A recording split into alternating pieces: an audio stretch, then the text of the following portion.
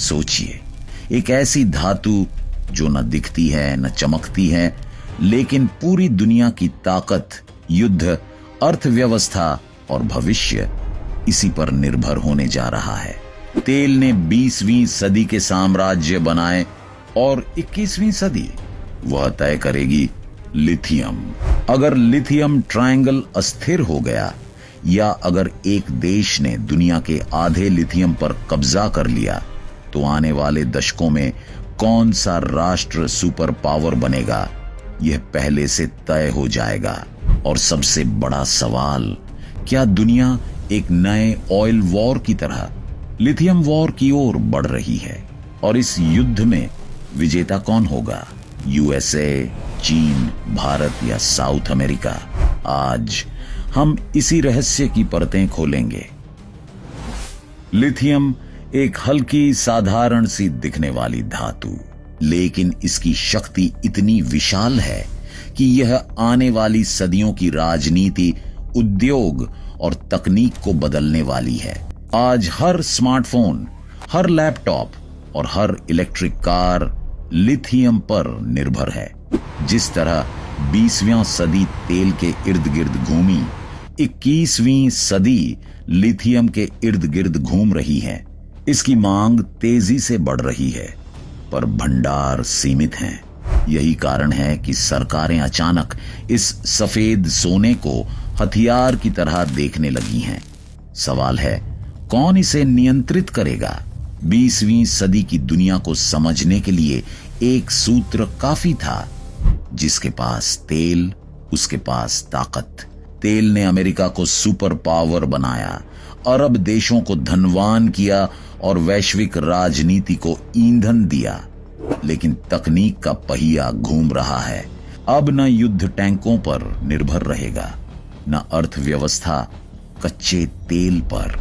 दुनिया इलेक्ट्रिक वाहनों की ओर दौड़ रही है।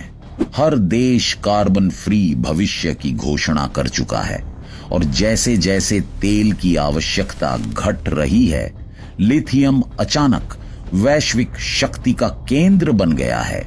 यह नया युद्ध अलग है। इसमें बम नहीं, बैटरियां चलेंगी।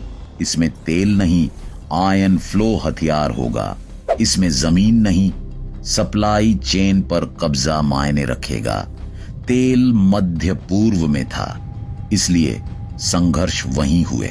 लिथियम दक्षिण अमेरिका में है, इसलिए भविष्य के संघर्ष वहीं होंगे। पर एक और बड़ी बात, ऑयल वॉर में कई देशों के पास तेल था। लिथियम वॉर में सिर्फ 3 देशों के पास दुनिया का खजाना है। अमेरिका और चीन दोनों जानते हैं कि इस बार जो देर करेगा वह हार जाएगा। तेल ने देशों की अर्थव्यवस्था बदली थी, लिथियम उनका भविष्य बदल देगा। दक्षिण अमेरिका के ऊंचे एंडीज पर्वतों के बीच फैला है एक सफेद, शांत लेकिन बेहद खतरनाक इलाका, लिथियम ट्रायंगल। चिली, अर्जेंटीना और बोलीविया, 3 देश, 3 सल्ट फ्लैट्स और दुनिया के 60% से अधिक लिथियम उनके पैरों के नीचे। सलार दे अताकामा, सलार दे उयूनी और सलार देल ओम्ब्रे मुएर्तो, ये सिर्फ नमक के मैदान नहीं, बल्कि धरती का ऊर्जा भंडार हैं। यह क्षेत्र देखने में मरुस्थल जितना सूना है, पर इसके नीचे मौजूद लिथियम वैश्विक उद्योगों को शक्ति देता है। वैज्ञानिक कहते हैं कि यह दुनिया की सबसे शांत लेकिन सबसे मूल्यवान भूभौतिकीय संरचना है। यहाँ की जमीन में लिथियम खनिज पानी के साथ मिला हुआ है, जिसे बड़े बड़े इवेपोरेशन पोन्ड्स में सुखाकर निकाला जाता है।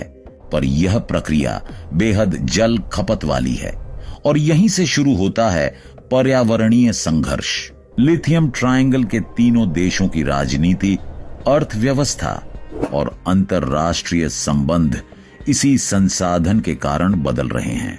हर राष्ट्र जानता है कि वे एक नए मिडिल ईस्ट पर बैठे हैं, और बड़े देश अमेरिका, चीन, यूरोप सब इस ट्रायंगल को अपने पाले में करने के लिए रणनीतियां चला रहे हैं।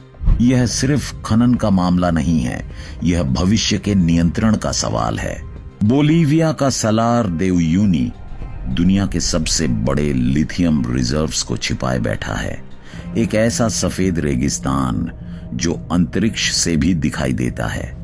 वैज्ञानिक अनुमान लगाते हैं कि बोलीविया के पास अकेले लगभग 21 मिलियन टन से अधिक लिथियम हो सकता है। लेकिन विडंबना यह है कि बोलीविया दुनिया का लिथियम केंद्र होकर भी टॉप प्रोड्यूसर्स में शामिल नहीं है। क्यों? क्योंकि बोलीविया की सरकार दशकों से रिसोर्स नेशनलिज्म की नीति पर चल रही है। वह विदेशी कंपनियों को खदानों पर पूर्ण नियंत्रण नहीं देना चाहती। वह चाहती है कि लिथियम बोलीविया में ही प्रोसेस हो, बैटरी वहीं बने और मूल्य अधिकतम देश के पास रहे। यह विचार आर्थिक रूप से सही था, पर तकनीकी रूप से असंभव। नतीजा, दुनिया के सबसे बड़े लिथियम भंडार दुनिया की सबसे धीमी लिथियम अर्थव्यवस्था बन गए और इसी धीमेपन का फायदा उठाने लगा चीन। जब अन्य देश राजनीतिक जोखिम से डरते रहे, चीन ने बोलीविया में पार्टनरशिप्स, एमओयूज और निवेश के जरिए चुपचाप जगह बना ली। लिथियम की असली लड़ाई गोलियों से नहीं, निवेश से लड़ी जा रही है और इस लड़ाई में चीन सबसे आगे है। जब यूरोप और अमेरिका यह समझ ही रहे थे कि लिथियम का रणनीतिक महत्व क्या है, चीन की कंपनियां पहले ही भूगोल, सरकारें और खदानें खरीद रही थीं। तियांकी लिथियम और गानफेंग लिथियम, ये दो चीनी कंपनियां चिली, अर्जेंटीना और बोलीविया में चुपचाप स्टेक लेती रहीं। उन्होंने खदानें नहीं बल्कि सप्लाई चेन खरीदी और आज दुनिया की 70% बैटरी तकनीक किसी न किसी रूप में चीन पर निर्भर है। धीरे धीरे दक्षिण अमेरिका के देशों ने पाया लिथियम तो उनका है, पर उसका खेल चीन खेल रहा है। और अब सवाल यह नहीं कि चीन लिथियम ट्रायंगल में है या नहीं, सवाल यह है कि चीन को वहां से हटाना संभव भी है या नहीं। चिली लिथियम ट्रायंगल का सबसे संगठित और सफल खिलाड़ी है। सलार दे अटाकामा दुनिया का सबसे समृद्ध लिथियम क्षेत्र। यहां एसक्यूएम और एल्बेमार्ल जैसी कंपनियां सालाना लाखों टन लिथियम निकालती हैं। चिली की सरकार ने एक अनोखी नीति अपनाई। संसाधन देश के, तकनीक निजी कंपनियों की। यही मिश्रण उसे बाकी दो देशों से आगे ले गया। सरकार खनन पर नियंत्रण रखती है, पर संचालन और तकनीक निजी कंपनियों को सौंपती है। चिली ने अब एक बड़ा कदम उठाया है, लिथियम नेशनल स्ट्रैटेजी, जिसमें सरकार धीरे धीरे लिथियम सेक्टर में हिस्सेदारी बढ़ा रही है, लेकिन विदेशी कंपनियों को निकाल नहीं रही। चिली जानता है अगर वह साउथ अमेरिका का मिडिल ईस्ट बनना चाहता है तो उसे भरोसेमंद सप्लायर बनना ही होगा। और आज दुनिया की कई कंपनियां टेस्ला से लेकर फोर्ड तक चिली पर निर्भर हैं। भारत के लिए लिथियम कोई नई चीज नहीं थी, लेकिन ईवी रेवोल्यूशन शुरू होने के बाद हमने पहली बार महसूस किया कि ऊर्जा की स्वतंत्रता सिर्फ तेल पर निर्भर रहने से नहीं आएगी।